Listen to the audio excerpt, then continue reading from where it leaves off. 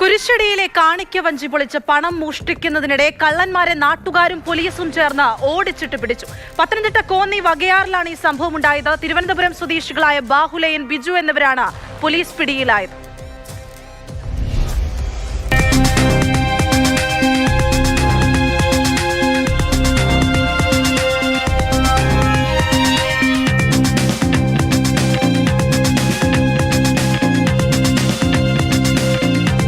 Konni Vakayar saint Mary's orthodox പള്ളിയുടെ കുരിശടി. സമയം രാത്രി 1:15.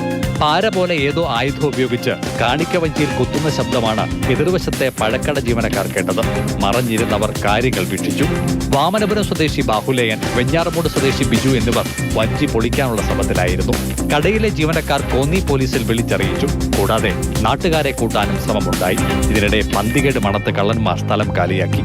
പോലീസും നാട്ടുകാരും ഇരുവർക്കുമായി തിരച്ചിൽ നടത്തിയെങ്കിലും ആദ്യഘട്ടത്തിൽ ഫലമുണ്ടായില്ല. ഇതിനിടെ വഴിയോരത്തെ ആൾക്കൂട്ടം കണ്ട് കോന്നിയിലേക്ക് വന്ന ലോറിയുടെ ഡ്രൈവർ വാഹനം നിർത്തി കാര്യം തിരക്കി. കാവിക്കൈലിയും നീല ബനിയനും ധരിച്ച ആൾ വഴിയോരത്ത് നിന്ന് വയലിലേക്ക് ചാടിയത് കണ്ടു എന്ന് ഇയാൾ വിശദീകരിച്ചു. ലഭ്യമായ വിവരങ്ങളുടെ അടിസ്ഥാനത്തിൽ പിന്നീട് കാടടച്ചുള്ള പരിശോധനയായിരുന്നു. മിനിറ്റുകൾക്കുള്ളിൽ കുറ്റിക്കാട്ടിൽ നിന്നും ബാഹുലയനെ പൊക്കി. കൂട്ടാളി ആരെന്ന് ബാഹുലയനെ കൊണ്ട് തന്നെ നാട്ടുകാർ പറയിപ്പിക്കുകയും ചെയ്തു. 1.5 മണിക്കൂർ നീണ്ട തെരച്ചിലിനൊടുവിൽ 3 മണിയോടെ ബിജുവിനെയും പൊക്കി. മോഷണമടക്കം 14 കേസുകളിൽ പ്രതിയാണ് ബാഹുലയൻ. ബിജുവിനെതിരെ കൊലപാതകം, മോഷണം എന്നിവയിലായി 4 കേസുകൾ വേറെയുമുണ്ടെന്ന് കോന്നി പോലീസ് വിശദീകരിച്ചു.